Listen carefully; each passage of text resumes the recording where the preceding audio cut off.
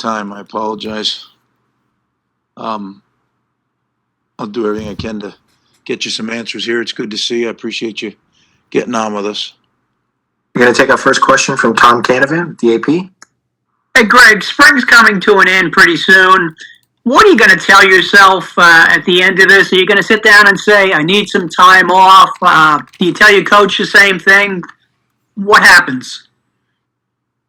Well, time off's not really in the cards because recruiting becomes live June 1st. So the month of June is really recruiting visits. We'll have some official visits and some unofficial visits, and then camps. So we are allowed to host camps, and we'll go to satellite camps off campus. So it's a busy time, and then hopefully we can get some, the coaches can get some time off in July to recharge before we start back up in August. Thank you. You're welcome. Gonna go to Chris Eisman with Gannett. Greg, you mentioned last week wanting to see if Cole or Evan could make a jump. Did either one of those guys take that step or stand out during practice? I thought they both practiced pretty well. Again, they're young quarterbacks that are figuring it out, and they're getting a lot of reps. So a lot of things come up when you get reps. So it's perfect for them right now. But they've both made some plays that I was really impressed with, and then they both did some things that you say, well, they haven't played a lot of football at this level. So there's no replacement for experience. So they're getting some very, very valuable experience right now. To say that one's separated, I don't think I can say that right now, no. Bobby Darin, 24/7. Greg, how is Noah? I mean, how's the ankle? Is he able to do everything? And what are you concerned about that being a long-term thing? No, I think he's progressing. I think he's going to be fine. He's done a lot in the spring, so it's not like he hasn't gotten work. And he'll get a lot this week as well. So, no, he's making progress. I think all the quarterbacks are making progress. You always want it faster as a coach, but we're getting better. Going to go to James Koch, NJ.com. Greg, is the plan to keep Crimin at center this year, or do you maybe reevaluate with some younger guys moving up, whether you put him back at guard? Nick is a guy that gives us some position flexibility inside. Kratz, so that's a good question. We're going to move. We have been moving. He's been getting some work at guard. He's been getting some work at center. Our goal when we come out of training camp next year is to find who our best 5 linemen are. And it might look markedly different than what we looked like last year, because to get the best 5 on the field at the same time, some guys may have to change position. So what we're trying to do is see who can do what this spring. And, with some guys that have been bumped up, had some surgeries, we haven't gotten a look at everybody, but it's been a great chance for other guys to get opportunity. So, I'm not sure to make. He could be at any of the 3 interior positions. Yeah, I don't think you'll see him at tackle, but he could be either of the guards and center. Going to go to Chris Nowalski with Rivals. Hey, Coach. Obviously, we know at wide receiver that we know what Bo Melton can do and Shamin Jones and Cruikshank can do.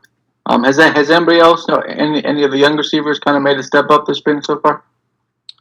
I think the receiver core as a whole has taken some steps. Isaiah Washington, I don't know if you mentioned him. He's played some around here. He's had a good spring so far. I think as a group, the young kids are figuring it out. To learn all the, we do a full install in the spring. So for a freshman receiver to really learn everything now is a big, big bite. They really got to work hard to understand it all and to get lined up and then to be able to play at a high rate of speed. What I see now is I think we're going into practice 10 now. They're starting to get it. They're starting to play faster, because when you think, it really slows you down. And they're starting to pick up speed. So I can see now that means they're more comfortable with what we're doing. And, I think we'll have some depth at the receiver position. I didn't like the fact that we predominantly only played 3 receivers. I'd like to play more than that. We have more receivers that are worthy to play, I think, coming up this year, so we'll play more. Aaron Brightman, on the Banks. Coach, you touched on special teams a little bit last week. I was curious how the approach is with the kicking, the two kickers. Is it more of a competition versus development right now in spring, and versus the place kicking, but also kickoffs? Well, it's always competition, but Valentino is the number one kicker. He's proven that through the season. He's continued to prove it during the spring. Fava is improving, though, which is good. We need him to. We have not worked a bunch on kickoffs. It's been mostly PAT field goal work for them. They've worked a little bit. We haven't installed kickoff yet. That'll either be this week or the following week. That's the one special team unit that we don't work on a ton in spring. We do some individual work for it, but not a lot of teamwork. We'll take a few more questions. Going to go to Anthony Fusilli, Rutgers Radio Network. How you doing? Hey, Fuj. Two questions. One, did you learn anything about your team so far this spring? The challenge of them getting better every day. And number two, is that a hanging curveball you gave up in that went yard on you in that football game? Well, let me deal with the most important question. We had three teams, and it was a one-hit playoff to find out who won the spring wiffle ball tournament. Fuj, I did not bring any of my stuff. All right, that was truly BP at its finest. I wanted to have somebody win so we could declare a winner, because I played a lot of. I didn't go to much class, but I did play a lot of wiffle ball in college in the springtime, and as you know, how you cover those holes, it dictates everything. So, now, what was your serious question? Oh, did I learn anything about my team? Yeah, we're learning as we go. Our guys, I am very pleased with how hard they're working. At times we make mistakes that are repeated mistakes. That frustrates me. But you also got to remember, these are kids that are involved in final exams, right? They're at the end of the semester. They're handing in papers. They're working hard to stay up, and then they're actually doing spring football at the same time. So I think you got to give them a little grace on that. It's going to become unusual here pretty quickly when they end final exams on Wednesday. Now school's out and they're still practicing football. So to me, that's commendable, right? That's not when you're supposed to do spring football. We are doing it because of the outbreak we had of Corona. And I feel bad that we're cutting into their break. But again, this is a valuable time, and we missed it year one. We definitely have to have it year two. So, but our guys are great. They want to win. They want to get better, and they're willing to make that sacrifice. So I'm proud of the way they're working. They're doing a heck of a job. Ready to take two more questions. We're going to go Richie Schneiderite with Rivals. Hey, Greg. So one of the biggest surprises last year for the depth chart was probably Holland Pierce being the backup left tackle. Recently, we saw a photo of him working out at right tackle. How's he progressing as a player? He's an interesting guy, Rich. He, we're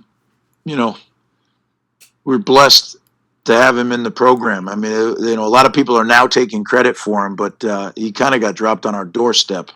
And he was quite a bit heavier. He did an incredible job working on his body. He lost something like 50 pounds through the nutritionist and Coach Butler and his people and Dr. Pat and his people. They worked very hard and got his weight down. And he's a very big man who is very athletic. He's young. He's inexperienced. But we're trying to get him experience as fast as we can because he's got a great deal of potential. And really a great guy to have on our team, a very pleasant guy, and goes really hard. He's got a bright future. Our final question goes to James Koch, NJ.com. Hey, Greg, last year at games when you were watching warm-ups, Jameer Wright Collins passed the eye test with flying colors. What have you kind of seen from him, and do you think there's a kind of a space in the offense for a more physical back like him? Well, it's a good question because he is a fine player. I mean, he's a very, very gifted guy. I mean, you just look at in high school, he high jumped 6'11". That's like fifth best in America at the time for high schoolers. So he's a rare talent. He has to develop as a running back, and we're working hard on that. And some of the things that he was, could get away with in high school, he can't get away with in the Big Ten. but he definitely is a player that we're excited about. And, you know, he did some things for us on special teams. If you remember, he was on the right tackle on our kickoff return and did some things on our kickoff team, made some big plays. So he's a talented guy. I'm really pleased with our running back depth overall. And he fits right in there with a bunch of guys that are working hard. But to say more physical, like, I don't know if there's a more physical back in the league than Isaiah Pacheco. I mean, that guy runs hard. So, yeah, it's nice to have two. We got kind of a nice mix. We have two big backs, and then we have two guys that are, you know, a little more elusive and really good in the pass game and all those things. So I like our backfield where we are right now, and we're going to be adding some people too.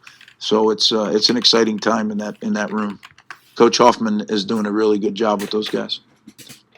Well, look, I appreciate you. Like I said, I appreciate you getting on, and we're winding this thing here. This week will be a huge week for us. You know, we go Tuesday, Thursday, Saturday is the plan, and then we roll into the spring game the following week. So, again, really, really excited about what our guys are doing, and really, really excited about our men's and women's lacrosse program. I want to congratulate them and wish them the best of luck going into the NCAA tournament. It's fun, you know. They play in the stadium, and got a chance to peek out there a little bit at them. And I'm excited for both their coaching staff and the players. They've had a great seasons, and now it's time to go into the tournament. So, best of luck to them. Thanks, guys.